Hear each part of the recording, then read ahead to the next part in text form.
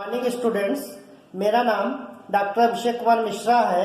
मैं शासकीय विश्वनाथ यादव तामस्कर स्वशासी महाविद्यालय में दुर्ग में भौतिक शास्त्र विभाग में सहायक प्राध्यापक के पद पर कार्यरत हूँ। मैं आज इस वीडियो लेक्चर के माध्यम से बीएससी द्वितीय वर्ष के छात्रों के लिए प्रथम पेपर की 5वीं इकाई में तीनों प्रकार की सांख्यिकी का तुलनात्मक अध्ययन करेंगे। जैसा हमने पूर्व वीडियो लेक्चर में देखा कि किस प्रकार मैक्सवेल बोल्ट्जमैन, बोस-आइंस्टीन तथा फर्मी डिराक सांख्यिकी के लिए वितरण फलन ज्ञात करते हैं। इन्हीं तीनों वितरण नियम का तुलनात्मक अध्ययन करेंगे तथा यह जानेंगे किस कंडीशन में बोस-आइंस्टीन सांख्यिकी तथा फर्मी डिराक सांख्यिकी मैक्सवेल बोल्ट्जमैन सांख्यिकी के रूप में परिवर्तित हो जाती है।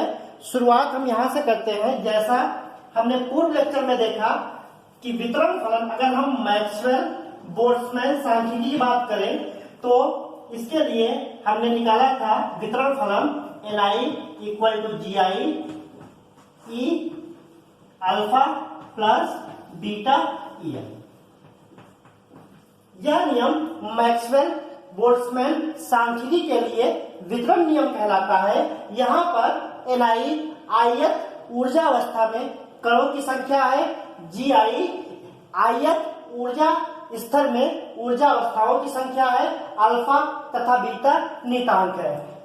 बीटा को हम टेम्परेचर के साथ भी ले सकते हैं। बीटा का मान होता है 1/kT। यदि समीकरण से हम Gi अपान Ni निकालें तो Gi अपान Ni का मान हो जाएगा E alpha plus beta EL। यहाँ पर Gi अपान Ni का हमने किसके लिए निकाला है? मैक्सवेल बोल्ट्जमैन सांख्यिकी के लिए निकाला। इसी प्रकार यदि हम बोस-आइंस्टीन सांख्यिकी के लिए निकालें तो Gi upon Ni equal to हो जाएगा E alpha plus beta EI minus 1। और फर्मी डिराक स्टैटिस्टिक्स का मान हो जाएगा वितरण नियम Gi upon Ni equal to E alpha plus beta EI plus 1। अब यहां से देखिए तीनों समीकरण में मैक्सवेल बोल्ट्जमैन, बोस-आइंस्टीन तथा फर्मी डिराक में यहाँ पर Gi अपान Ni और Gi अपान Ni है। तो हम देखिए यहाँ से क्या करते हैं, अगर हम इसको ये -1 को इधर ले आए और +1 को इधर ले आए तो हमारी इक्वेशन क्या हो जाएगी बोस-आइंस्टीन के लिए? Gi plus 1 equal to E alpha plus beta EI। और इसी प्रकार अगर हम फर्मी डिराक सांख्यिकी को बदलेंगे तो यहाँ से क्या हो जाएगा, ये +1 जो था ये यहाँ पे -1 हो जाएगा और ये हो जाएगा E alpha plus beta EI। अब देखिए यहाँ पर तीनों समीकरण के राइट हैंड साइड में E alpha plus beta EI, E plus alpha plus beta EI तीनों बराबर है। यदि हम एक अवस्था ऐसी माने जब Gi अपान Ni का मान 1 की तुलना में बहुत अधिक है तो उस समय क्या हो जाएगा, Gi upon Ni minus 1 is approximately equal to, क्या लिख सकते हैं इसको, Gi अपान Ni, और इसी के बराबर हम लिख सकते हैं Gi अपान Ni प्लस 1।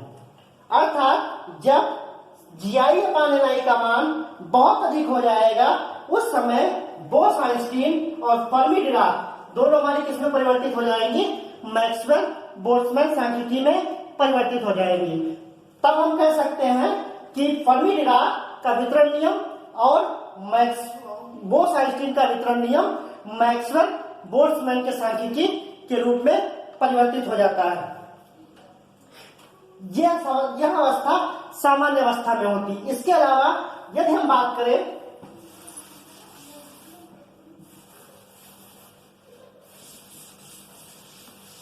अगर हम कंडीशन माने लो टेम्परेचर, निम्न ताप और उच्च दाब, हाई प्रेशर, अगर केवल हम अवस्था माने ऐसा अवस्था है जिसमें लो टेम्परेचर निम्न ताप तथा उच्च दाब है। इन अवस्थाओं को छोड़कर बाकी हर कंडीशन में क्या हो जाएगा, GI अपान NI का मान 1 से अधिक हो जाएगा, जिसके कारण हम कह सकते हैं फर्मी डिराक और बोस-आइंस्टीन हमारी किसमें कन्वर्ट हो जाएंगी, मैक्सवेल बोल्ट्जमैन सांख्यिकी में परिवर्तित हो जाएंगी। तो सामान्य अवस्था में हमारी मैक्सवेल बोल्ट्जमैन और फर्मी डिराक किसमें कन्वर्ट हो जाएगा, मैक्सवेल बोल्ट्जमैन में। लेकिन अगर हम इन दो अवस्थाओं को माने, ये दो अवस्थाएं कब होती हैं, जब हम बात करें विद्युत चुंबकीय वितरण में फोटॉन का वितरण हो, या द्रवित हीलियम सेकेंड की बात करें, या इसके अलावा धातुओं में मुक्त इलेक्ट्रॉनों की वितरण की बात करें, उस कंडीशन में GI अपान NI का मान 1 की तुलना में बहुत अधिक नहीं होता है। उस कंडीशन में हमारा क्या हो जाएगा, देखिए यहां से जब ये 1 के कंपेरिजन में बहुत अधिक नहीं होगा तो हमारी क्या हो जाएगा कि धातुओं में मुक्त इलेक्ट्रॉनों का वितरण पर मैक्सवेल बोल्ट्जमैन सांख्यिकी नहीं लागू होगी। इसी के साथ साथ द्रवित हीलियम सेकेंड के लिए भी मैक्सवेल बोल्ट्जमैन वितरण नियम नहीं लागू होगा, और विद्युत चुंबकीय विकिरण में फोटॉन के वितरण के लिए भी मैक्सवेल बोल्ट्जमैन लागू नहीं होगी। अब हम बात करते हैं, अगर मैक्सवेल बोल्ट्जमैन नहीं लागू होगी तो कौन सांख्यिकी लागू होगी। तो देखिए, जब हम विद्युत चुंबकीय विकिरण में बात करते हैं तो विद्युत चुंबकीय वितरण में हमारी कौन सी सांख्यिकी फॉलो होती है, बोस-आइंस्टीन सांख्यिकी फॉलो होती है, बोस-आइंस्टीन। और जब द्रवित हीलियम सेकेंड की बात करते हैं तो वहां पर भी हमारा क्या होगा, बोस-आइंस्टीन सांख्यिकी का पालन होगा। और अगर हम बात करें धातुओं में मुक्त इलेक्ट्रॉनों का वितरण, तो उस कंडीशन में हमारी फर्मी डिराक सांख्यिकी लागू होगी। तो इस प्रकार हम देखते हैं कि इन अवस्थाओं को छोड़कर बाकी सब अवस्थाओं में, सामान्य अवस्थाओं में फर्मी डिराक और बोस-आइंस्टीन सांख्यिकी मैक्सवेल बोल्ट्जमैन सांख्यिकी में परिवर्तित हो जाती है। केवल इन 3 कंडीशन में बोस-आइंस्टीन और फर्मी डिराक सांख्यिकी प्राप्त होती है। अब इसी के साथ अगर हम तीनों सांख्यिकी की तुलना करें, सबसे पहले हम देखते हैं मैक्सवेल बोल्ट्जमैन। ये पूर्व वीडियो लेक्चर में आपको बताया गया था मैक्सवेल बोल्ट्जमैन सांख्यिकी। यहाँ पे हम लिख लेंगे MB, M for Maxwell, B for Boltzmann, इसके बाद लिख लेते हैं BE, B for Bose, E for Einstein और फर्मी डिराक। अगर हम इनका तुलनात्मक अध्ययन करें तो तुलनात्मक अध्ययन जब करेंगे तो कुछ समानताएं होंगी और कुछ विषमताएं होंगी। तो पहले हम समानता की बात करते हैं। तो चाहे हम मैक्सवेल बोल्ट्जमैन की बात करें, चाहे हम बोस-आइंस्टीन की बात करें, चाहे हम फर्मी डिराक की बात करें, तीनों में हमारे कण कैसे होने चाहिए, आइडेंटिकल होने चाहिए। तीनों में कण क्या हो जाएंगे, आइडेंटिकल होंगे, अर्थात तीनों के लिए हमारे कण कैसे होंगे, सर्वसम होंगे। दूसरी समानता क्या होती है, तीनों सांख्यिकी में माना जाता है, परिकल्पनाएं दी जाती हैं कि कुल कणों की संख्या नियत रहेगी। यदि कुल कणों की संख्या n हो तो n इक्वल टू क्या हो जाता है, कांस्टेंट हो जाता है। तीनों प्रकार की सांख्यिकी में कुल कणों की संख्या नियत रहेगी। तो यहाँ पे भी क्या हो जाएगा, कुल कणों की संख्या क्या रहेगी, नियत रहेगी, और यहाँ पे भी क्या हो जाएगा, n का मान नियत रहेगा। इसके साथ दूसरी परिकल्पना दी जाती है कि कुल ऊर्जा भी क्या रहेगी, अगर कुल ऊर्जा E माने तो E का मान भी क्या रहता है, नियत रहता है। यहां पे भी क्या हो जाएगा, E का मान नियत होगा। इसके साथ सर्वाधिक प्रसंभाव्य अवस्था में डेल्टा log W का मान कितना हो जाता है, ये भी अगर वैल्यूएशन करते हैं तो जैसा हम डिराइव किए थे वीडियो लेक्चर में, पूर्व वीडियो लेक्चर में, तो यहाँ पे डेल्टा log W यहाँ पे भी 0 हो जाता है, और यहाँ पे भी delta log W equal to 0 हो जाता है।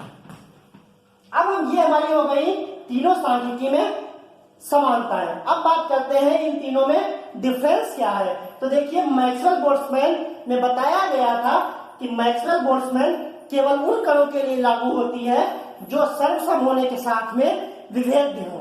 विभेद्य होने चाहिए, अर्थात ये कैसे कण होंगे, इनडिस्टिंग्विशेबल।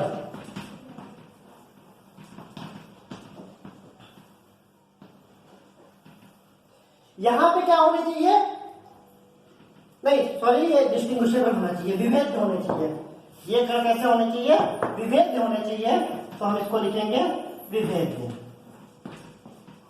बोस बोस-आइंस्टीन और फर्मी-डिराक दोनों में कण कैसे होने चाहिए, अविभेद्य होने चाहिए। तो ये हो जाएंगे इनडिस्टिंग्विशेबल, इसमें भी हो जाएंगे इनडिस्टिंग्विशेबल हो जाएंगे। इसके साथ और क्या कंडीशन होती है, ये हमारा हो गया सर्वसम तथा विभेद्य। इसके साथ वे कण जिन इसके लिए कंडीशन होती है कोई भी स्पिन का मान हो, स्पिन की वैल्यू क्या होती है, कुछ भी हो सकती है, इसके लिए कोई कंडीशन नहीं है, 0 भी हो सकती है, 1 भी हो सकती है, 1/2 भी हो सकती है, कोई भी हो सकती है। लेकिन बोस-आइंस्टीन के लिए होता है एस का मान चक्रण क्या होना चाहिए, 0 होना चाहिए या कोई इंटीजर होना चाहिए। और जो कण बोस-आइंस्टीन सांख्यिकी का पालन करते हैं उनको हम बोसॉन कहते हैं। इसी प्रकार यहाँ फर्मी-डिराक में एस का मान अर्ध विषम पूर्णांक होना चाहिए, मीन्स 1/2 का ऑड मल्टीपल, 1/2, 3/2, 5/2। इसके बाद देखते हैं मैक्सवेल बोल्ट्जमैन किन कणों के लिए लागू होती है। मैक्सवेल बोल्ट्जमैन हमारे किसके लिए लागू होती है, आइडियल गैस पार्टिकल के लिए लागू होती है, आदर्श गैस के अणुओं के लिए लागू होती है। और ये किसके लिए लागू होती है, बोस-आइंस्टीन हमारी होती है फोटॉन के लिए, मेसान के लिए, और फर्मी-डिराक हमारे जो मूल कण हैं जैसे इलेक्ट्रॉन, प्रोटॉन और न्यूट्रॉन। इसके साथ में और क्या क्या इन तीनों में होता है ये अभी आगे बता रहे हैं। अब देखिए यहां पर हमारे पास क्या है, सारे कण विभेद्य हैं। तो जब विभेद्य कणों को आपस में बदलेंगे तो यहां पर हमारी नवीन सूक्ष्म अवस्थाएं मिलेंगी, अर्थात जब हम कणों की अदला बदली करेंगे तो यहां पर हमें नवीन सूक्ष्म अवस्थाएं मिलेंगी। लेकिन बोस-आइंस्टीन और फर्मी-डिराक में क्या होता है, कण कैसे होते हैं, अविभेद्य होते हैं। तो कणों को अदला बदली करने से हमें नई सूक्ष्म अवस्थाएं प्राप्त नहीं होती। इसको देखिए एग्जांपल से समझिए। अगर हमारे पास मैक्सवेल बोल्ट्जमैन में हमारे पास कण है, मान लो 2 कण है, ए और बी कण है।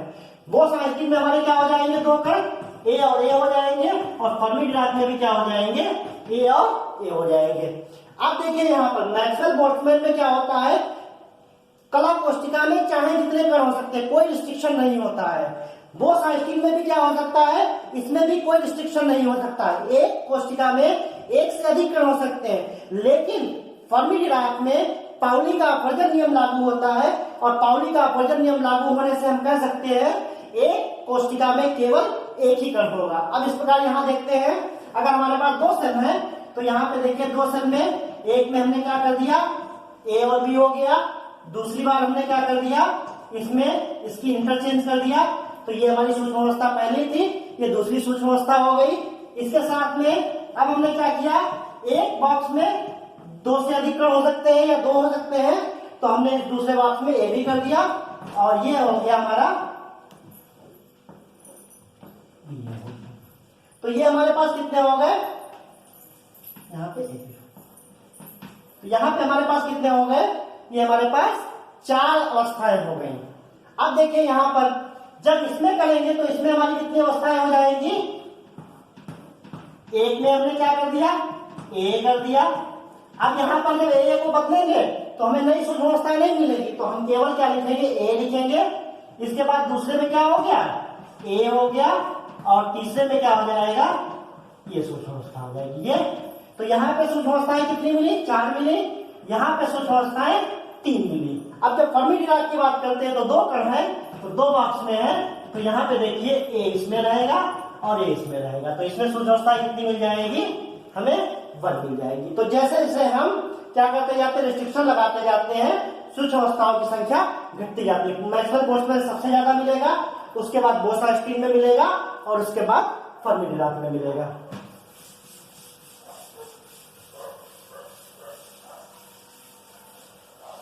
इसके साथ हम बात करते हैं मैक्सवेल बोल्ट्जमैन सांख्यिकी में कला आकाश में कला कोष्टिका का आयतन निश्चित नहीं होता है। जहां यहाँ पे हम कला कोष्टिका का आयतन कितना मानते हैं, HO⁻3। यहाँ पर HO हमारा क्या है, कोई भी ऐच्छिक राशि है, अर्थात यहाँ पर हम कला कोष्टिका का आयतन छोटे से छोटा तथा बड़े से बड़ा ले सकते हैं। लेकिन बोस-आइंस्टीन और फर्मी-डिराक में क्या होता है, कला आकाश में कला कोष्ठिका का आयतन क्या रहता है, नियत रहता है, जिसका मान h पावर 3 होता है। और यहाँ पर हमारा h क्या है, प्लांक नियतांक है, जिसका मान होता है 6.6 इंटू 10 पावर माइनस 34। और अगर हम सारी यूनिट MKSA में लेते हैं तो कला कोष्ठिका का आयतन इसमें क्या हो जाएगा, निश्चित नहीं रहेगा।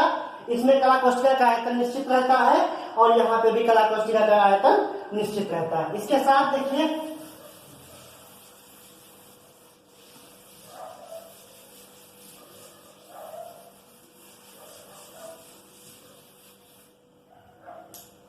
इसमें वितरण फलन अगर लिखना चाहे तो वितरण फलन क्या होता है, बताया था NI इक्वल टू क्या लिख सकते हैं, GI upon E alpha plus beta E। इसमें वितरण फलन हम इस फलन से लेते हैं और यहाँ पे वितरण फलन का लिखते हैं NI इक्वल टू होता है GI upon E alpha plus beta EI minus 1। और यहाँ पे होता है NI equal to GI upon E alpha plus beta EI plus, ये हमारा वितरण नियम होता है। इसके साथ में मैक्सवेल बोल्ट्जमैन में हमारी आदर्श गैस के अणुओं की ऊर्जा क्या मानी जाती है, आंतरिक ऊर्जा इसमें शून्य मानी जाती है। यहाँ पर भी परम ताप पर ऊर्जा शून्य मानी जाती है, लेकिन फर्मी डिराक में परम ताप पर ऊर्जा शून्य नहीं मानी जाती। इसके साथ में जब हम मैक्सवेल बोल्ट्जमैन की बात करते हैं तो हमारा केवल पार्टिकल को हम कंसीडर करते हैं, लेकिन जब बोस आइंस्टीन और फर्मी डिराक की बात करते हैं तो वहां पर क्वांटम अवस्थाओं की बात करते हैं। इसके पश्चात देखते हैं, ये हमारा हो गया तीनों सांख्यिकी में तुलनात्मक अध्ययन। अब देखिए अगर वितरण फलन में हम यहां से देखें, अगर हम NI अपान GI का मान निकालें, NI अपान GI को हम क्या लिख सकते हैं, 1 upon E alpha plus beta EI। यहां से NI अपान GI का मान क्या लिखेंगे, NI अपान GI का मान हो जाएगा 1 upon E alpha plus beta EI minus 1। और यहां से NI अपान GI का मान हो जाएगा 1 upon E alpha plus beta EI plus 1। अब अगर NI अपान EI को हम GI को लिख दें FEI, तो FEI का मान हो जाएगा 1 upon E alpha plus beta EI। इसको ऊपर लिखते हैं यहां से,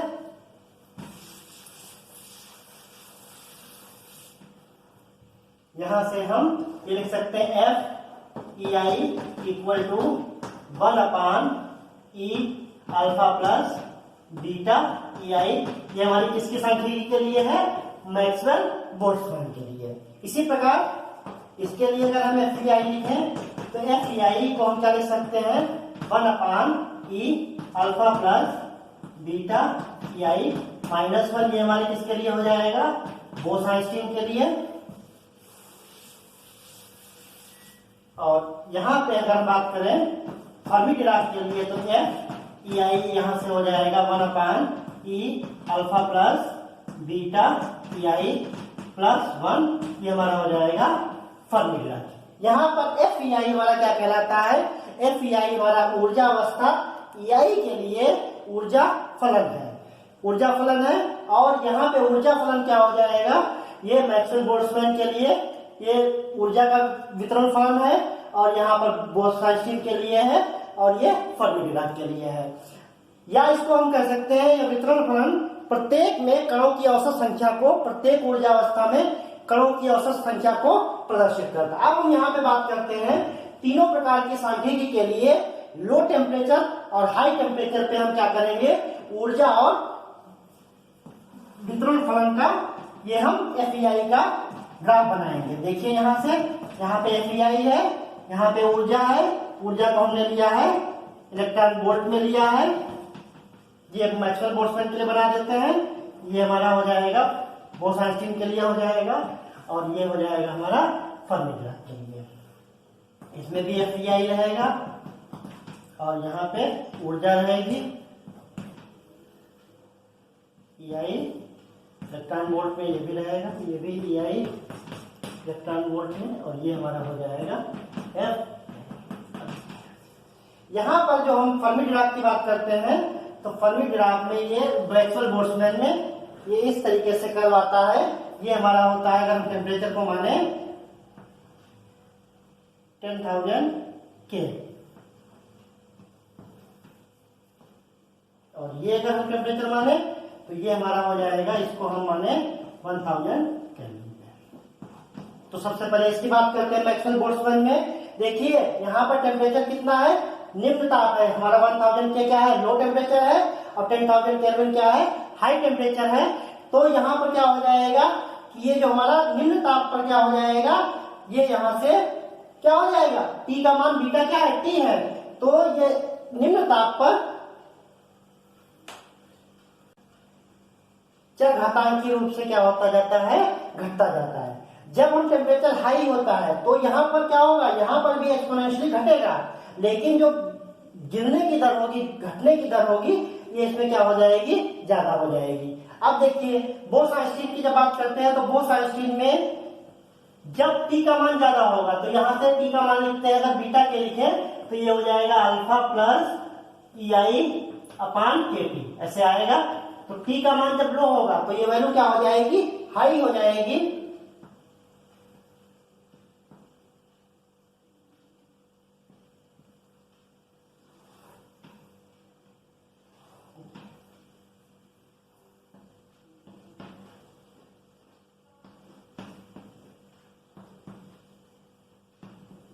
यहां पे देखिए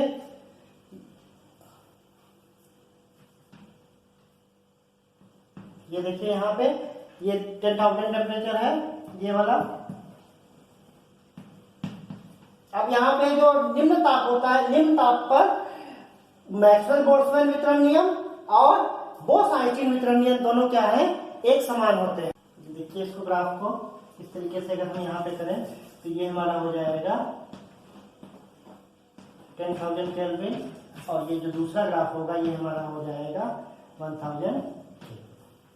अब यहां से देखिए अगर हमारा टेम्परेचर कम है तो टेम्परेचर हमारा कम कितना है, यहाँ पर 1000 केल्विन है, तो निम्न ताप पर हमारा जो बोस-आइंस्टीन वितरण फलन होगा वो बिल्कुल मैक्सवेल बोल्ट्जमैन वितरण नियम के अनुसार होगा। क्यों, क्योंकि निम्न ताप पर E alpha plus beta EI minus 1 is approximately equal to E alpha plus beta EI। और यदि हमारा ताप हाई होगा, ताप उच्च होगा, तो उच्च अवस्था में प्रत्येक ऊर्जा के संगत और इसका अधिक मान होगा, फलन का मान अधिक होगा। ये हमारा हो गया बोस-आइंस्टीन और इसका मैक्सवेल बोल्ट्जमैन का। अब फर्मी डिराक की बात करते हैं तो फर्मी डिराक में हमारा क्या होता है, पाउली का अपवर्जन नियम लागू होता है, और पाउली का अपवर्जन नियम कहता है 2 या 2 से अधिक क्वांटम अवस्थाओं में एक से अधिक कण नहीं हो सकते हैं, अर्थात एक कोशिका में क्या होगा, एक ही कण होगा। तो इस अवस्था में कभी भी फर्मी डिराक फलन का मान एक से अधिक नहीं हो सकता। अगर ये वैल्यू माने 1 है तो यहाँ पर देखिए अगर ये हम ऐसे बनाए, ये हमारा 0 केल्विन पे, तो 0 केल्विन जो परम ताप होता है उस पे इसका फर्मी फलन का मान कितना हो जाता है, फर्मी डिराक फंक्शन का FEI इक्वल टू 1/2 हो जाता है। और अगर हम टेम्परेचर की बात करें तो ये देखिए यहां से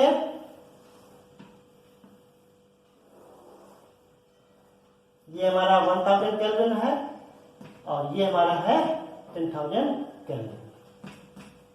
तो इस प्रकार हम देखते हैं बोस-आइंस्टीन, मैक्सवेल बोल्ट्जमैन और फर्मी डिराक में ऊर्जा का वितरण नियम में कैसे वितरित होता है तथा तीनों में क्या समानताएं हैं तथा क्या तीनों में असमानताएं हैं। अब देखिए अगर हमसे कहा जाए कि कुछ कण दे दिए जाए और हमसे कहा जाए इनमें से पहचानिए कौन से कण बोसॉन्स होंगे और कौन से कण फर्मियान होंगे। जैसा हमने पहले बताया था, वे कण जो बोस-आइंस्टीन सांख्यिकी का पालन करते हैं उनको हम कहते हैं बोसॉन्स कहते हैं, तथा जो कण फर्मी डिराक सांख्यिकी का पालन करते हैं उनको हम कहते हैं फर्मियान कहते हैं। तो अब यहाँ पर हमें क्वेश्चन आता है कि हमें कैसे पहचानेंगे। तो इसके पहचानने का तरीका है कि मान लीजिए कोई एटम है, तो यहाँ पे हम ऐसे लिखते हैं Z एक्सेस लिखते हैं, तो यहाँ पर Z हमारा क्या होता है, एटॉमिक नंबर होता है, और ये हमारा क्या होता है, मास नंबर होता है। और जेड जितना जेड ये एटॉमिक नंबर होता है, इसका मतलब हमारे पास कितने हो जाएंगे, यहाँ पे एटम में जेड प्रोटॉन्स हो जाएंगे, और जितने प्रोटॉन होंगे उतने क्या हो जाएंगे, इलेक्ट्रॉन हो जाएंगे। इसका मतलब जेड ही हमारे क्या हो गए, इलेक्ट्रॉन हो गए। अब हमें न्यूट्रॉन निकालना है, तो न्यूट्रॉन हमारे कितने हो जाएंगे, ए माइनस जेड, इसमें क्या हो जाएंगे, न्यूट्रॉन्स हो जाएंगे। अब देखिए निकालने के पहचानने का तरीका क्या है, हम क्या करेंगे, प्रोटॉन की संख्या, इलेक्ट्रॉन की संख्या और न्यूट्रॉन की संख्या, तीनों को हम क्या कर देंगे, योग कर देंगे। तीनों को हम क्या कर दिया, योग कर दिया। अगर यह योग सम आएगा, मान लीजिए ये सम क्या आता है, इवन आता है, तो इवन आ जाएगा तो हम कह देंगे ये क्या हो जाएंगे, हमारे बोसॉन्स हो जाएंगे, मतलब बोस-आइंस्टीन सांख्यिकी का पालन करेंगे। और अगर ये संख्या विषम आती है तो हम क्या कहेंगे, ये फर्मी-डिराक स्टैटिस्टिक्स को फॉलो करेंगे, इसलिए क्या कहलाएंगे, फर्मियंस कहलाएंगे। अब इसके साथ कभी कभी क्या कर देते हैं कि यहाँ पर प्लस या माइनस लगा देते हैं एटम के ऊपर।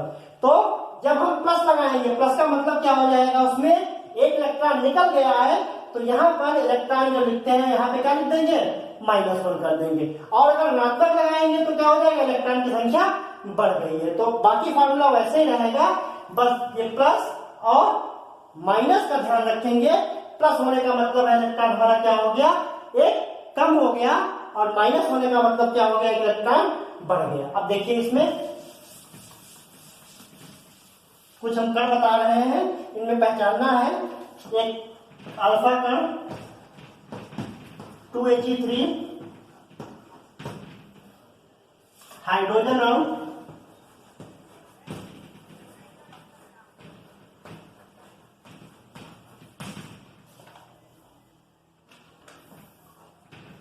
6,3 Li प्लस 7,3 Li प्लस और ड्यूटेरियम।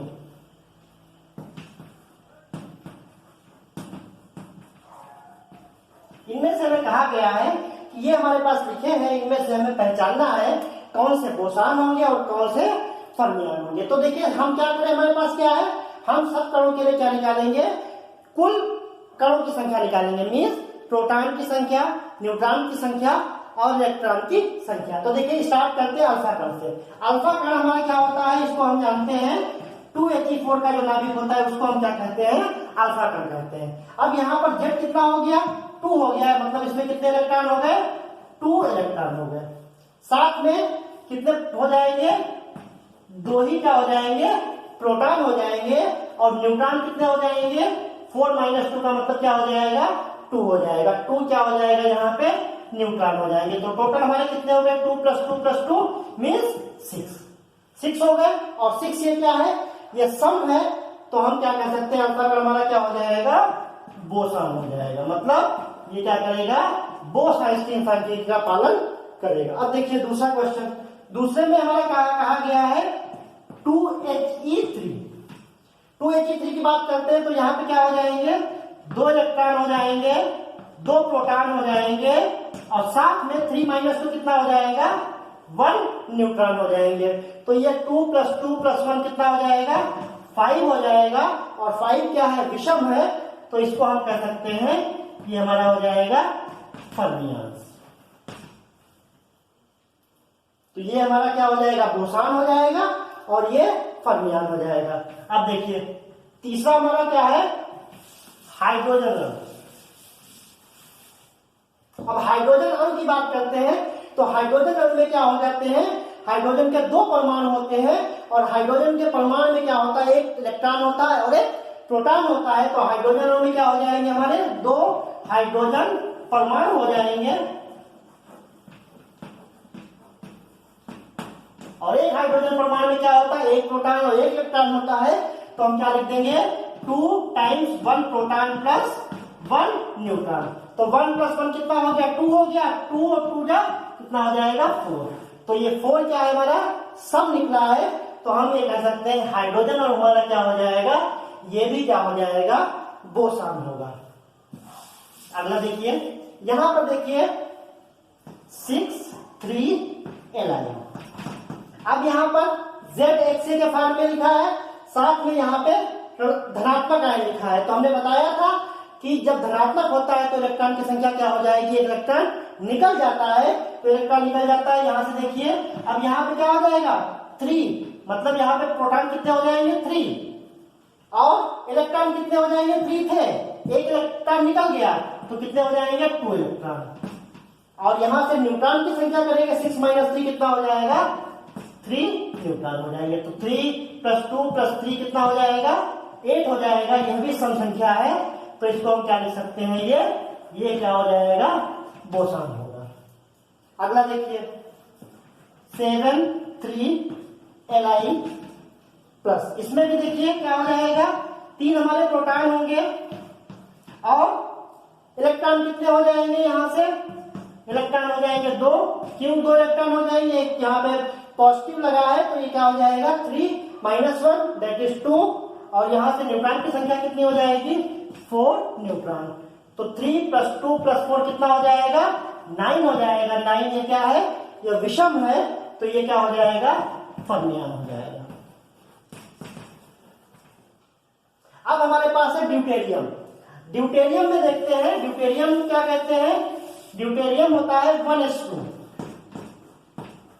ड्यूटेरियम को हम जो सिंबल लिखते हैं 1s2, अर्थात इसमें कितना हो जाएगा, एक प्रोटॉन होगा, फिर क्या हो जाएगा एक ही इलेक्ट्रॉन होगा और एक ही क्या हो जाएगा न्यूट्रॉन हो जाएगा। 2 - 1 करेंगे तो क्या हो जाएगा 1 हो जाएगा। तो यहां से क्या हो जाएगा 3, और ये 3 हमारा क्या है विषम है, तो हम ये कह सकते हैं क्या हो जाएगा फर्मियन हो जाएगा।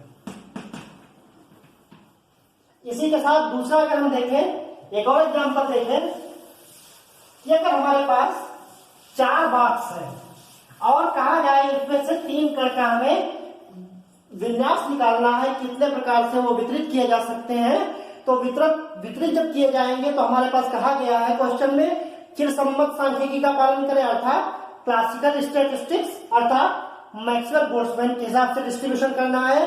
दूसरी कंडीशन है बोस-आइंस्टीन के हिसाब से हमें डिस्ट्रीब्यूशन करना है, और तीसरा क्या है फर्मी-डिराक है। तो हमें कहा क्वेश्चन में गया है हमारे पास बॉक्स की संख्या कितनी है, बॉक्स हमारे पास कितने हैं 4 कण है, 4 बॉक्स है, और कणों की संख्या नंबर ऑफ पार्टिकल्स कितने हैं हमारे पास 3 है। अब हमें यहाँ पे क्या करना है, इनका कितने प्रकार से वो अरेंज किए जा सकते हैं ये निकालते हैं। तो क्लासिकल स्टैटिस्टिक्स में जो हमारा फार्मूला होता है नंबर ऑफ अरेंजमेंट के लिए, ये मैक्सवेल बोल्ट्जमैन में क्या होता है, जो विन्यासों की संख्या होती है, विन्यासों की संख्या क्या हो जाएगी GI पावर Ni।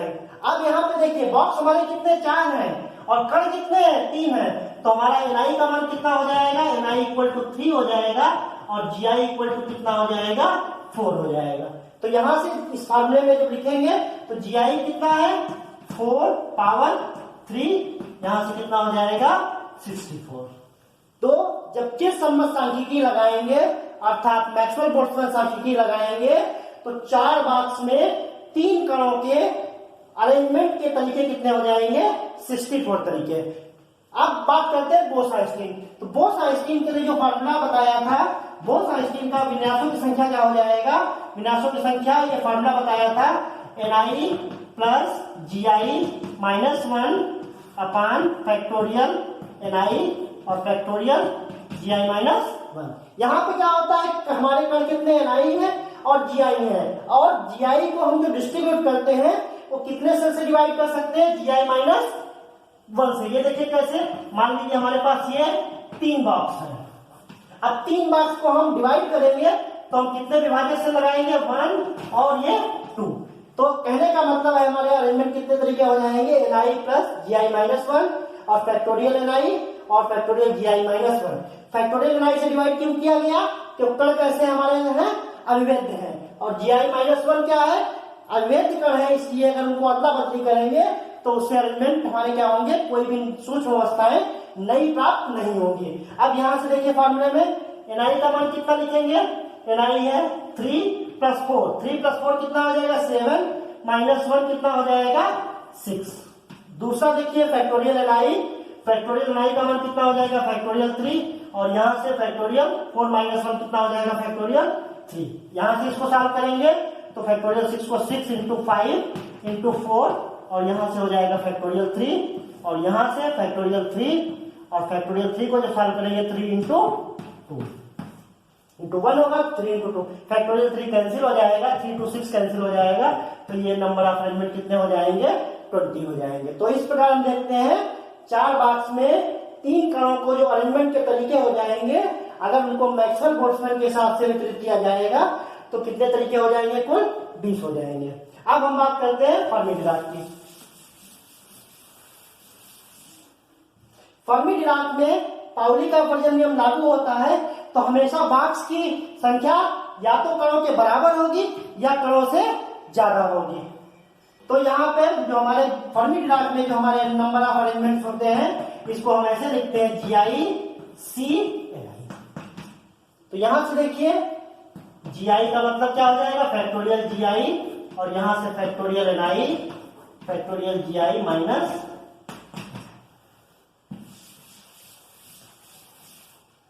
और इसको जब सॉल्व करेंगे तो फैक्टोरियल GI बड़ा कितना है बॉक्स की संख्या कितनी है 4 यहां से कितने कण है फैक्टोरियल 3 और ये 4 माइनस 3 का मतलब कितना हो जाएगा 1 तो ये हमारा हो जाएगा 4। तो इस तरीके से हमारा क्या हो जाएगा ये हमारे अरेंजमेंट के तरीके हो जाएंगे। इसके साथ हम इस वीडियो लेक्चर में हमने तीनों प्रकार की सांख्यिकी का तुलनात्मक अध्ययन किया तथा किस प्रकार उनके अरेंजमेंट के तरीके ज्ञात किए जा सकते हैं तथा बोसान और फर्मियान में कैसे हम पहचानेंगे कौन सा कण बोसान होगा और कौन सा कण फर्मियान होगा ये हमने इस वीडियो लेक्चर में जाना। धन्यवाद।